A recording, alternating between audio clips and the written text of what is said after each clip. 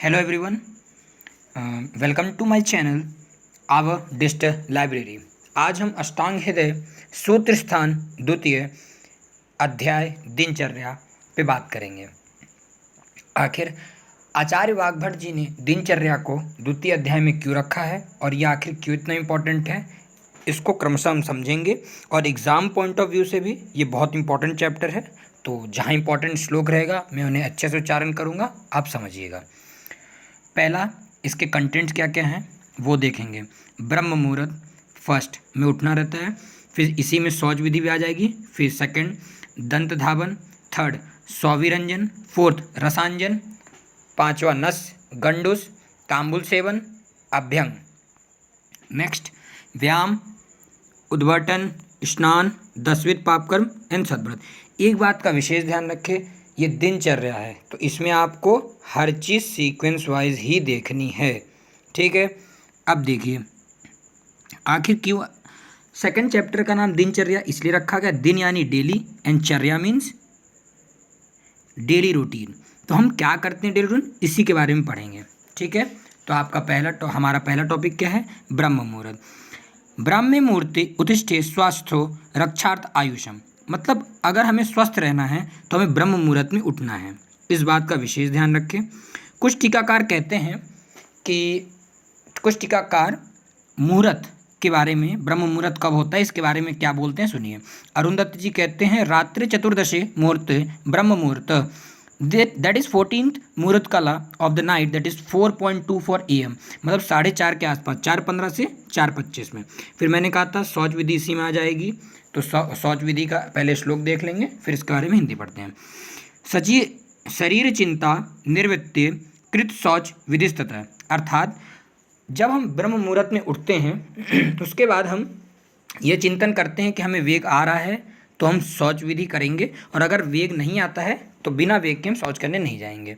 और अगर शौच हो जाएगा तो शौच आदि विधि से निवृत्त होकर योग प्राणायाम एवं मेडिटेशन करेंगे।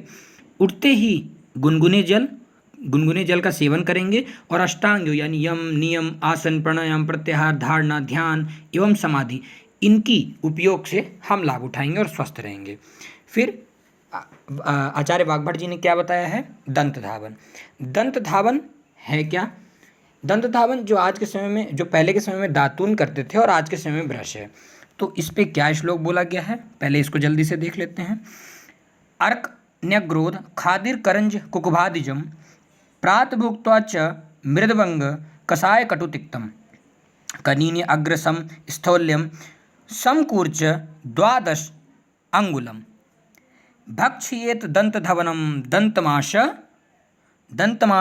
न्यावधायनम। अर्थात ये क्या कहना चाह रहे हैं, पहले लाइन का अर्थ ये है, देखिए अब इसे में क्या क्या अर्थ होते जाएगा समझेंगे।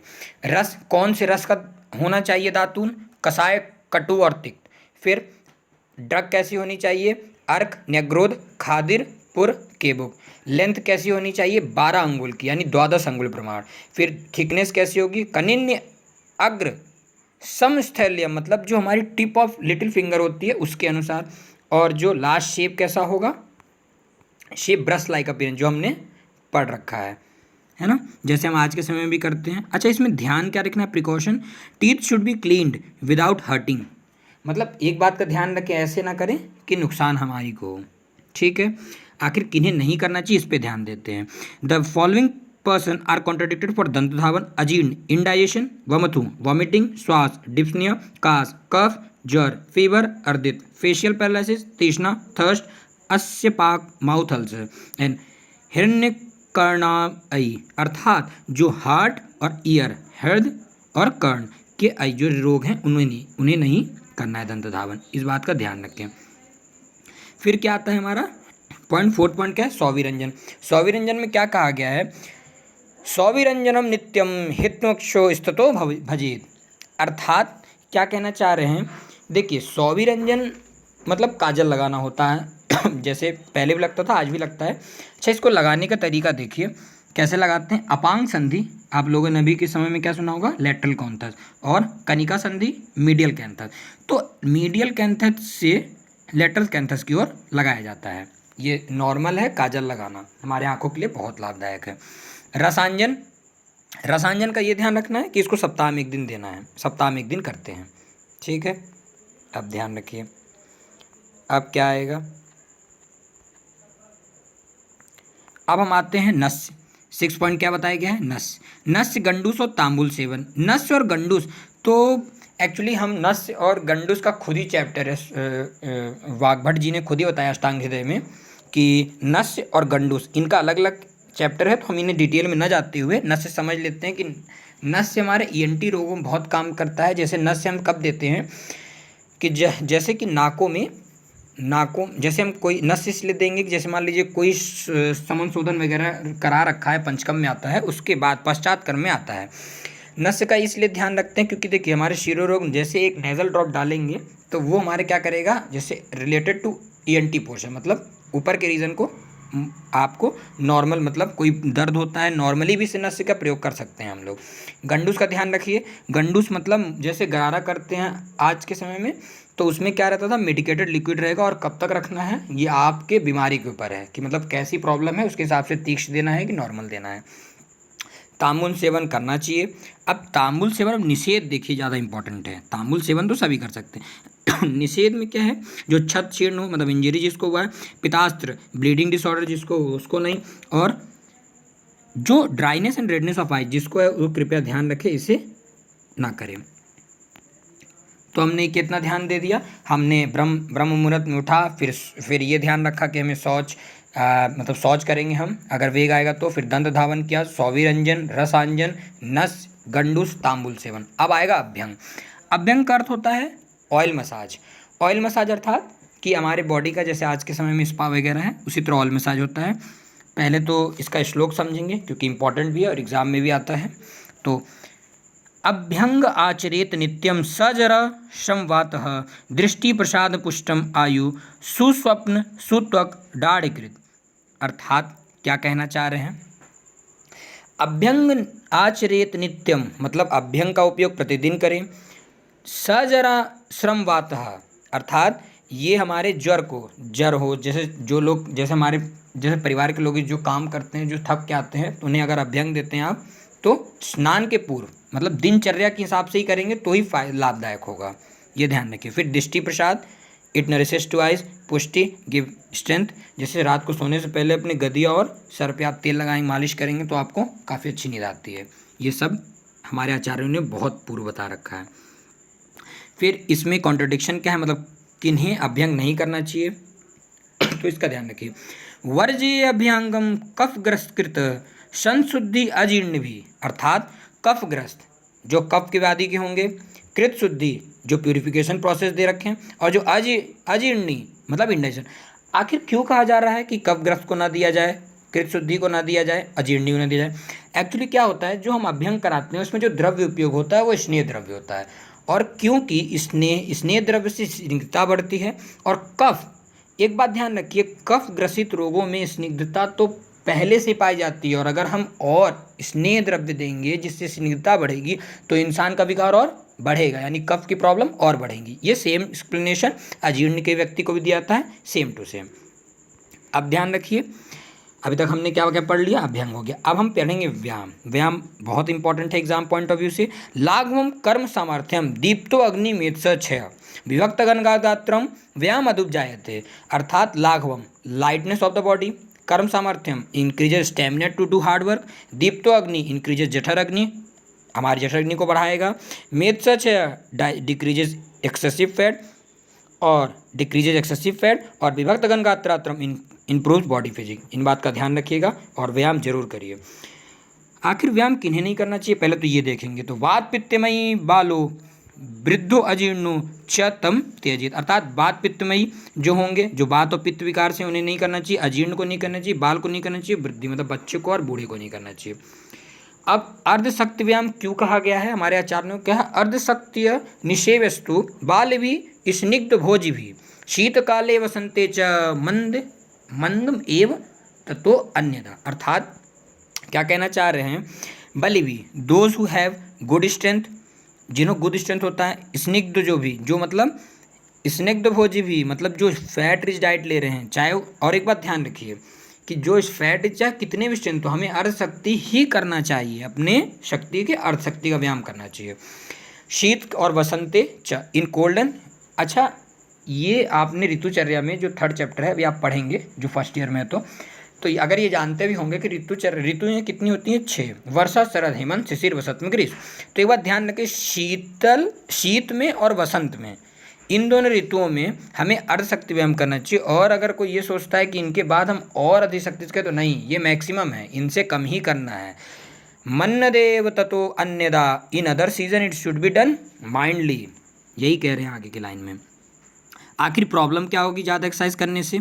तृष्णा, प्यास बढ़ेगी, क्षय होगा, प्रत्यमेक डिफिकल्टी इन ब्रीदिंग प्रॉब्लम होगी, रक्तपित्तम ब्लीडिंग डिसऑर्डर होगा, श्रम एग्जॉस्टेशन, क्लम डेबिलिटेटेड, फिर कास, जर, छर्दी, ये सब आपको पता है, कफ, फीवर एंड वॉमिटिंग। तो ये सारी चीज़ें होंगी। अच्छा, इसके बारे में एक श्लोक भी दिया रखा है कि अगर आप अधिक एक्सरसाइज करते हैं तो उससे क्या हानि होगी। तो क्या बताया गया है कि जैसे, अच्छा, किस किस चीज़ों में ये हानि नज़र आएगी? अगर आप बहुत ज़्यादा हंसते हैं, बहुत ज़्यादा बोलते हैं, बहुत ज़्यादा जैसे सेक्सुअल इंटरकोर्सेज हैं, वॉकिंग लॉन्ग ज़्यादा चलते हैं, अगर आप कम सोते हैं और एक्सरसाइज ज़्यादा करते हैं, तो इन सब में क्या होता है, एक एग्जाम्पल के थ्रू बताया गया, जैसे एक शेर हाथी से लड़ते लड़ते उसकी क्षति होने लगती है, उसी तरह हमारे शरीर की भी क्षति होती है। तो कृपया इन सब चीज़ों का ध्यान रखें। नेक्स्ट क्या है? उद्बर्टन। अभी हमने क्या पढ़ा था? अभ्यंग, है ना? अभ्यंग था, उसमें क्या करते थे? Oil massage. इसमें क्या करते हैं उद्बर्टन? इसमें ड्राई पाउडर। अच्छा, इसको पहला श्लोक पढ़ते हैं, फिर आपको इसमें एक अच्छी बात बताएंगे। उद्बर्टनम कफहरम मेदसः प्रविलायनम स्थिरीकणांगानाम त्वक प्रसाद करम परम। क्या कहना चाह रहा है? कफ हर मतलब कफ को हरता है, मेद से प्रविलायनम फैट को डिजॉल्व करता है, एक्सेसिव फैट को, ना कि नॉर्मल फैट को। फिर स्त्री कणांगानाम, स्त्री मतलब स्थिर, स्टेबलाइज करती है बॉडी फैट।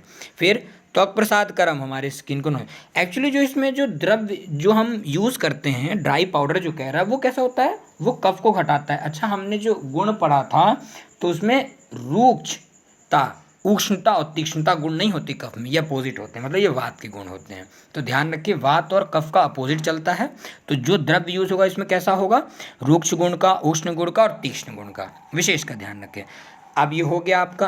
अब आप करेंगे स्नान। स्नान का क्या विधि है? दीपनम विषयम आयुषम स्नान ऊर्जा बलप्रदम, स्नान ऊर्जा बलप्रदम, कंडूमल श्वेत तंद्रा दृढ़ पापजित। अर्थात क्या क्या फ़ायदा होगा स्नान से? दीपनम इंक्रीजेज डाइजेस्टिव फायर, विषयम इंक्रीजेज सेक्सुअल विगर, आयुष्य इंक्रीजेज लाइफ स्पैन, और फिर ऊर्जा गिव्स एनर्जी, बलप्रदम स्ट्रेंथ बढ़ाएगा। फिर क्या बोलता है?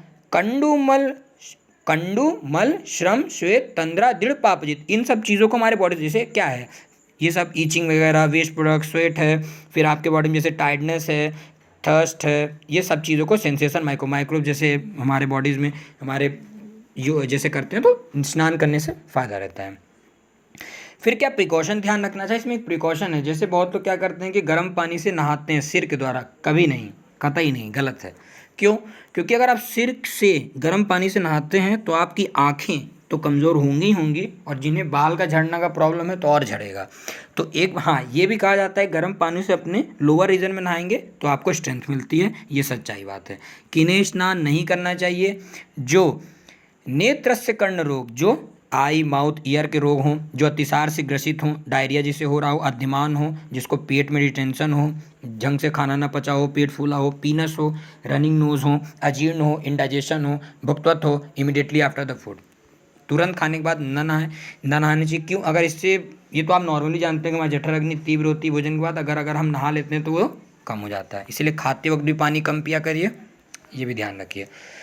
अच्छा, 10वें पाप कर्म बहुत इंपॉर्टेंट है एग्जामिनेशन पॉइंट ऑफ व्यू से। अभी मैंने कहा था, देखिए, ब्रह्म मुहूर्त, दंत धावन, फिर अंजन अपने में ही बहुत इंपॉर्टेंट है, फिर उसके बाद अभ्यंग, व्यायाम और स्नान बहुत ज़्यादा इंपॉर्टेंट हैं सारे एग्जाम पॉइंट ऑफ व्यू से। 2 नंबर में भी आ सकते हैं और आएगा टोटल तो फिर 10 मार्क्स में।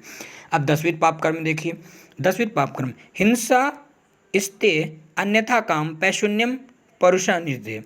अब देखिए, अगर आप श्लोक पढ़ें, वैसे मैं अगर चार्ट के फॉर्म में समझाऊंगा तो आपको समझ आएगा। 10वें पाप को जैसे कायिक, वाचिक, मानसिक। कायिक में कौन कौन? झूठ ना बोले, हिंसा, कायिक, हिंसा मत करिए नहीं, हिंसा वायलेंस, स्टीलिंग चोरी नहीं करिए। फिर उसके बाद अन्यथा काम, अनलॉफुल सेक्स एक्टिविटी कभी नहीं। वाचिक, पैशोनियम, एब्यूजिव, परुष, हार्श स्पीच और अनृत झूठ नहीं बोलिए। फिर मानसिक में क्या पे आएगा, व्यापद, इंटेंशन ऑफ हार्मिंग और अविद्या, जेलसी नहीं करिए। ठीक है। अब सद्व्रत, सद्व्रत देखिए लास्ट पॉइंट है, बहुत इंपॉर्टेंट भी है और एक्चुअली पीजी के हिसाब से तो सारे श्लोक इंपॉर्टेंट हैं, पूरे चैप्टर के पूरे अष्टांग सूत्र स्थान में सारे इंपॉर्टेंट, मैं कुछ नहीं कह सकता कौन सा इंपॉर्टेंट है कौन सा नहीं।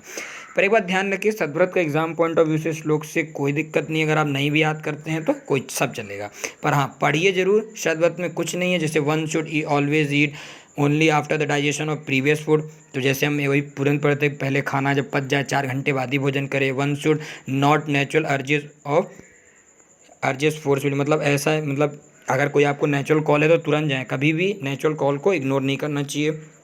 धर्म से रिलेटेड काम में कभी ना नहीं करना चाहिए, क्योंकि यही पाथ ऑफ विजडम है। फिर इसके बाद हैप्पीनेस, खुश रहिए, दूसरे को खुश रखिए, अच्छे से बात करिए। कभी भी एक बात ध्यान रखिए, स्पीच ऑन द राइट, हमेशा सही ओकेजन पे बोलिए, अच्छे वर्ड्स बोलिए, कम बोलिए, किसी से आर्ग्यू मत करिए, बड़ा हो चाहे छोटा। डोंट से अनट्रूथिंग, गलत चीज़ नहीं बोलिए। फिर इसके बाद be the first to greet to start conversation, have a smiling face, have a good character. तो इन सब चीज़ों का ध्यान रखिए। मतलब ये आपको याद करने की जरूरत नहीं है, अगर आप जो दिनचर्या के 1 से 12 चीज़ें भी ध्यान रखते हैं तो आपका इस टॉपिक को कवर कर लेगा। तो ये ध्यान रखिएगा, क्योंकि ये एग्ज़ाम पॉइंट ऑफ व्यू से इतना इंपॉर्टेंट सद्व्रत नहीं आता, बट 2 नंबर में आ सकता है, बट आएगा तो पूरा चैप्टर ही आएगा। थैंक यू, पढ़ते रहिए और जो डाउट हो आप मेंशन कर सकते हैं। Thank you.